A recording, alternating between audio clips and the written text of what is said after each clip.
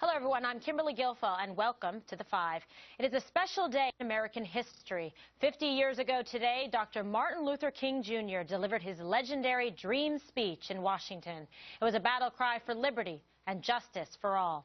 It changed the course of our history. King would have been 84 years old had he lived to this day. He would have been able to witness the nation's first African-American president standing on those same steps he did in 1963. Here's President Obama commemorating Dr. King's dream and his lasting legacy this afternoon. On a hot summer day, they assembled here in our nation's capital under the shadow of the great emancipator. Everyone who realizes what those glorious patriots knew on that day, that change does not come from Washington, but to Washington. The change has always been built on our willingness, we, the people, to take on the mantle of citizenship. You are marching, and that's the lesson of our past. That's the promise of tomorrow. Okay, Bob, you were particularly moved by this speech, as you were by Dr. King's speech so many years, 50 years ago. Yeah, I think, you know, if Dr. King had been alive today and listened to these tributes, I think he would have been, well, first of all, he'd been amazed there was a black president. But I think Obama did exactly the right thing. I think he talked about change coming from the grassroots into Washington, not the other way around. I know there's been a lot of controversy about Washington dictating from here out. But I think Obama was very articulate, was wonderful. Actually, he rises to the occasion in things like this. And for that matter, I thought most all the speeches were, particularly among King's children. You know, he had 5 kids. When he was assassinated, his youngest was 5 months old, and she spoke today very eloquently, I thought. And John Lewis, of course, was one of the leaders of the civil rights movement who took a huge, horrendous beating at the Pettus Bridge. And my dad was there that day and at the speech. So I was taken with it and still am. I think that Martin Luther King will go down in history as at least the 1 or 2 most important Americans of the 20th century. Bolling? I think President Obama is a fantastic speaker. He puts together a nice speech. He delivers it perfectly. I find it kind of interesting on this day where President Obama approaches the podium and speaks about Martin Luther King Jr. Martin Luther King Jr. was a pacifist. He was anti-war. So this overhang of Syria over President Obama right now, with the decision maybe they have to go, it's go time in Syria, on the steps where Martin Luther King 50 years ago spoke about a peaceful world, about chain reaction of evil, wars producing more wars must be broken, or we shall be plunged into the dark abyss of annihilation, or wars are poor chisels for carving out peaceful tomorrows. He's caught between a rock and a hard place right now. Tough place to be. Go ahead. I was going to go to Ms. Tantaros. Please. No question. This was the turning point for a very, very critical movement, the civil rights movement. Dr. Martin Luther King also had a niece, Alveda King. I did not hear her speak today. I wish there would have been more, I guess, more representation from the other side of the political aisle. Like his niece, and to hear different messages. The speeches were great, though. John Lewis, a congressman from Georgia, will take a look, I think, in the next block about what he said.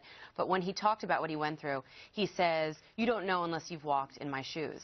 I've never walked in his shoes, so I don't know. But I hear these stories, and it makes my blood boil about the discrimination that happened against African Americans. It really is a really dark spot on our history. But do you think we're a country that has forgotten about that? I don't think we've forgotten. I don't think we've forgotten. And if you look at the statistics, too, Kimberly, and it was just unfortunate that people didn't weigh in on these a little bit more. Bill Clinton touched upon it.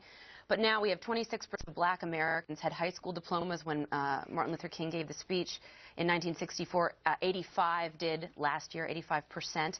It's a huge number, not good enough. 21% of black Americans completed 4-year colleges last year, compared to 4% in 1964. Kimberly, great improvement, but 21% of 4-year colleges, degrees for black Americans, is not good enough. And I just wish you would have heard a little bit more from leaders on that, because I do think there's a crisis going on in certain pockets of the African-American community, a cultural crisis. In certain communities in the United States. Greg, we want to weigh in on this? Yeah, I didn't see the speech. I was working.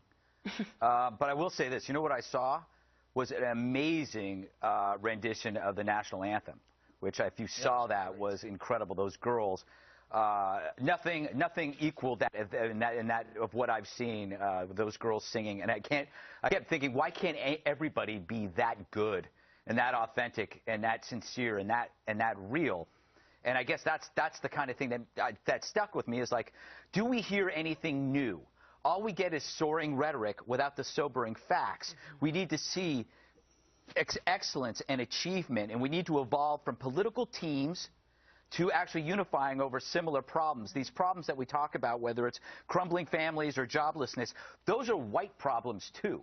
We all have the same shared difficulties in this new modern culture. Speaking of just music, one more time, there was a gospel music playing, which is a unifying experience for the black community. So is hip-hop. But there wasn't hip-hop, at least that when I was there. And I think that that's an important missing piece, because hip-hop is actually a valuable part of society. I listen to it. I don't like it when it's demonized. I think there are elements to it that are degrading. However, it is an important part of the scene, of the scenery of African-American life and American life. I wish that would be integrated by itself, becoming more uplifting.